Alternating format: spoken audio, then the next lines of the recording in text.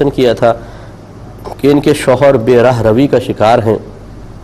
غلط حرکتوں میں ہیں، خواتین کے ساتھ ان کے کچھ روابط ہیں، اور جب انہیں منع کیا جائے، یعنی بیوی کی طرف سے منع کیا جائے، تو وہ جواب میں کہتے ہیں کہ اگر رہنا ہے تو اسی طرح میرے ساتھ رہو، اور اگر نہیں رہنا تم جا سکتی ہو، میں ان حرکتوں کو نہیں چھوڑوں گا۔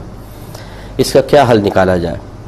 دیکھیں، مسئلہ یہ ہے کہ سب سے پہلے تو میں اسی پر کلام کرتا ہوں کہ اکثر ایسا ہی ہوتا ہے کہ والدین کی طرف سے تربیت کی کمی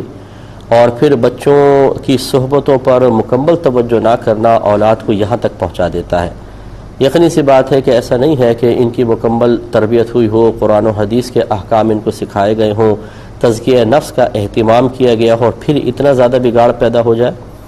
یہ اگر کوئی مکمل تربیت کرے پھر بھی بچہ بگڑ سکتا ہے، اس کا میں اعتراف کرتا ہوں، ٹھیک ہے، وہ ہو سکتا ہے، لیکن وہ بہت ہی کم ہوگا۔ اگر یہ 100% خطائیں کر رہے ہیں تو وہ only 5%، 10% پر آ کر اور قلبی شرمندگی اور ندامت اور ضمیر کی ملامت میں ضرور مبتلا ہوں گے، کیونکہ ایک تربیت کا اپنا ایک نورانی اور روحانی اثر ہوتا ہے جو انسان کی شخصیت پر، اس کی طبیعت پر اور اس کے اعمال و افعال پر پڑتا ہے۔ دوسری بات یہ ہے کہ اچھا، اب اس سے نتیجہ یہ ہے کہ جواب یہ میں نے اس لیے کہا کہ آپ نے جب دیکھا کہ شوہر کے ساتھ یہ معاملہ ہے تو کم از کم اپنے اولاد کے لیے تربیت کا اہتمام کریں، تاکہ جس طرح اگر شوہر کی حرکات آپ کے لیے ایک تکلیف کا باعث ہیں، اذیت اور رنج کا اور صدمے کا باعث ہیں، ایسی آپ کی اولاد کسی اور کے لیے نہ بنے، یہ کوشش کرنی چاہیے۔ دوسری بات یہ کہ شوہر کا یہ کہنا کہ میرے ساتھ رہنا رہو ورنہ میں اس طرح کی حرکتیں کرتا رہوں گا، یہ کھلی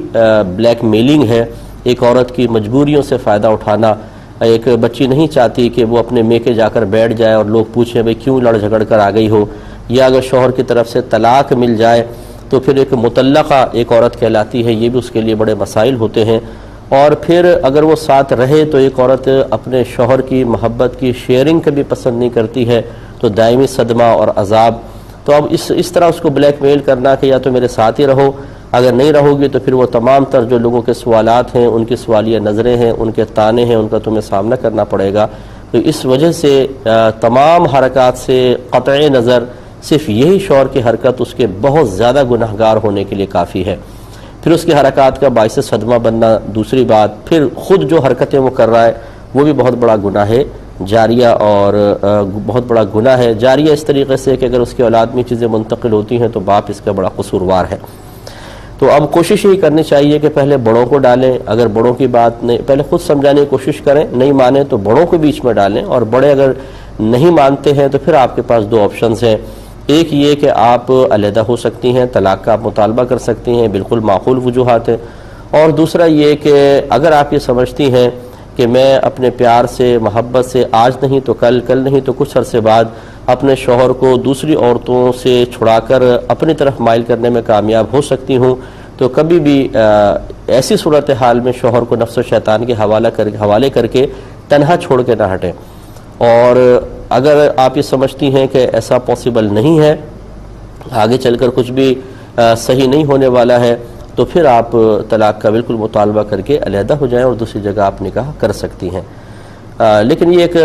جو میں نے دوسرا آپشن آپ کو بتایا کہ آپ ساتھ رہ کر اصلاح کی کوشش کریں، یہ ذرا صبر آزما ہوتا ہے۔ اللہ تبارک و تعالیٰ کی مہربانی، اس کی رحمت ضرور متوجہ ہوتی ہے، لیکن تھوڑا سا آدمی تھوڑی دیر سویر ہو سکتی ہے ہماری دانست میں۔ اللہ تعالیٰ کا تو ہر کام اپنے وقت پر ہوتا ہے۔ اب ہم نے کئی ایسے کیسز دیکھے ہیں کہ جس میں